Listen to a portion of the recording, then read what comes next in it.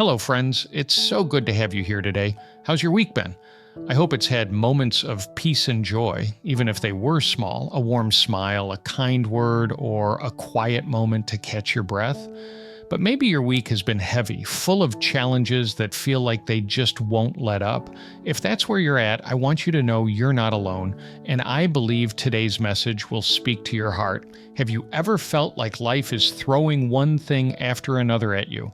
Like you're standing in the middle of a storm, waves crashing around you, and you can't seem to find steady ground? It's exhausting, isn't it? You might even be wondering, where's the calm? Will this ever end? Here's what I want to remind you of today. Even in the fiercest storms, God is with you. He's not distant or watching from the sidelines. He's right there, holding you steady. So take a moment, let go of the weight you've been carrying, and join me as we uncover how to find peace and strength. Even when life feels like it's battering us from every direction. Life is full of storms, isn't it? Some come without warning, like the sudden loss of a job, an unexpected health diagnosis, or a phone call that changes everything. These moments hit like lightning, shaking our sense of stability and leaving us scrambling to make sense of it all. Other storms, however, are slower and more relentless. The financial burdens that seem impossible to escape, the strain of a broken or struggling relationship, or the long, painful wait for a prayer that feels unanswered. Each wave of these challenges can feel like it's dragging us deeper, and sometimes we wonder if we'll ever catch our breath. King David in the Old Testament captured this feeling perfectly. In Psalm chapter 42, verse 7, he says, "Deep calls to deep in the roar of your waterfalls. All your waves and breakers have swept over me." These words paint a vivid picture of being overwhelmed, almost drowning in life's challenges as they crash over you one after the other. David isn't just describing physical water. He's talking about the emotional and spiritual weight of trials that seem unending. If you've ever felt like you're treading water, struggling to stay afloat amidst the chaos, then you know exactly what David was expressing. What makes David's words so powerful, though, is not just his vulnerability in admitting his struggles, but his unwavering faith in the midst of them. David never pretended that life was easy. He cried out, he lamented, and he laid bare his heart before God. Yet through it all, he anchored his hope in the unchanging character of God. David's honesty teaches us something profound, that it's okay to acknowledge the storm while still trusting that God is in control. His faith reminds us that even when the waves feel overwhelming, we're never alone in the waters. Now, let's step into a powerful moment from the New Testament. Picture this. Jesus and his disciples are on a boat crossing the Sea of Galilee when suddenly a violent storm sweeps in. The waves are crashing against the boat, the wind is roaring, and water is beginning to fill the vessel. The disciples, seasoned fishermen who know the dangers of the sea, are terrified. The chaos around them is so intense that it feels like the boat could capsize at any moment. And where is Jesus during all of this? He's asleep, resting peacefully in the back of the boat. Can you imagine their frustration and fear? They rush to wake him, shouting, "Teacher, don't you care if we drown?" What happens next is extraordinary. Jesus rises, speaks directly to the storm, and says, "Peace, be still." Instantly, the wind dies down and the sea becomes completely calm. This is no ordinary moment. It's a demonstration of his divine authority over creation, but it's also a lesson for his disciples and for us.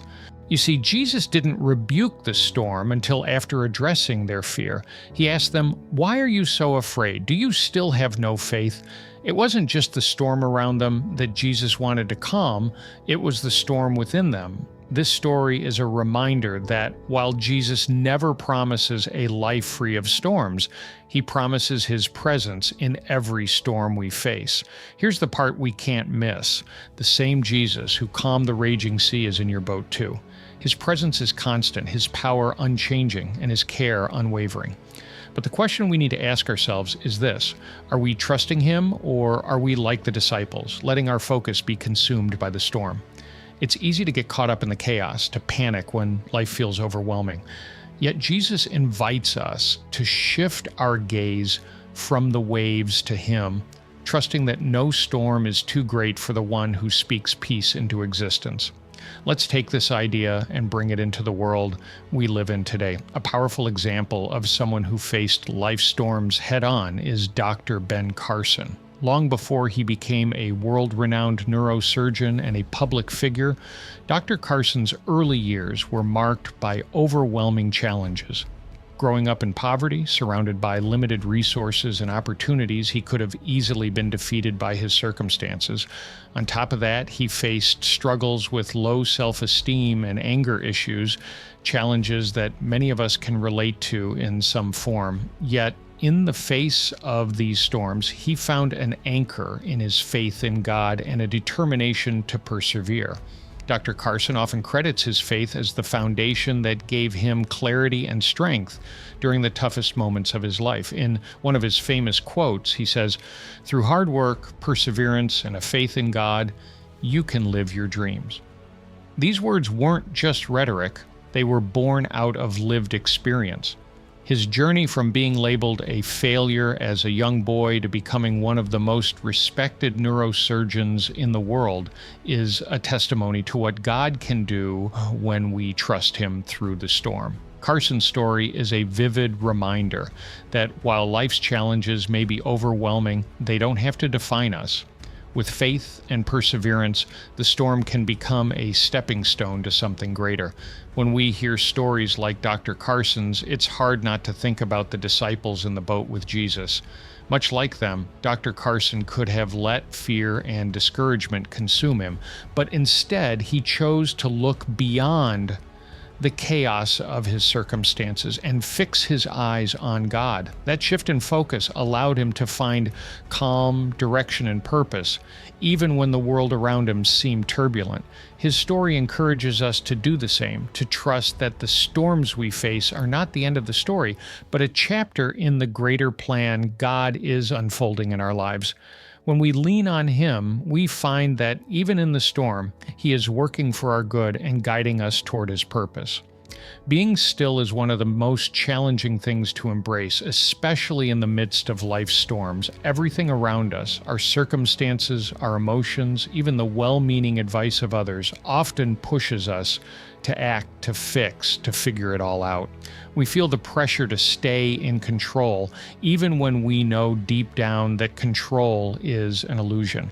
But God's invitation to stillness is countercultural and deeply liberating. Stillness doesn't mean inaction or indifference. It's about surrender. It's a deliberate choice to acknowledge our limits and trust in God's limitless power. It's a quiet declaration that says, "God, I can't, but you can." The beauty of this surrender is beautifully captured in Psalm chapter 46, verse 10, which says in the New International Version, "Be still and know that I am God." This is more than a comforting phrase. It's a command coupled with a promise. God isn't asking us to ignore the reality of the storm. He's asking us to stop striving against it and to rest in His sovereignty. Being still doesn't mean pretending the storm isn't there. It means placing the storm in God's hands and trusting Him to handle what we cannot. When we choose stillness, we create space for God to show up, to move in ways we could never imagine, and to calm not only the storm around us, but the storm within us. The act of being still is an act of faith, and it's one of the hardest yet most powerful things we can do. It's a way of saying, "God, I trust you enough to stop trying to take matters into my own hands." When we stop striving and start trusting, we open ourselves to experience God's presence and power in profound ways. The same God who parted seas, calmed storms, and raised the dead is the one inviting us to be still before Him. And when we do, we find that stillness is not a place of weakness, but a position of strength, where His peace fills our hearts and His presence reassures our souls. Let me leave you with one more thought. The storms of life are temporary, but God's faithfulness is eternal. Think of David, who endured wave after wave, but always returned to his faith in God.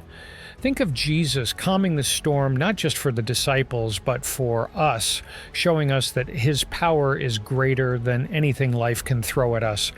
And remember Dr. Carson's words about faith, perseverance, and dreams. God is always working, even when the storm clouds make it hard to see. So the next time you feel overwhelmed, like you're being hit by wave after wave, pause, take a deep breath.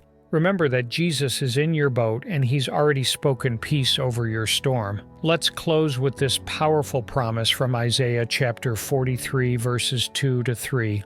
When you pass through the waters, I will be with you, and when you pass through the rivers, they will not sweep over you. When you walk through the fire, you will not be burned. The flames will not set you ablaze. For I am the Lord your God, the Holy One of Israel, your Savior. No matter how fierce the storm, hold on to this truth. God is with you, and He will carry you through. Be still and trust Him, for He is faithful. Thank you so much, and have a great day. God bless.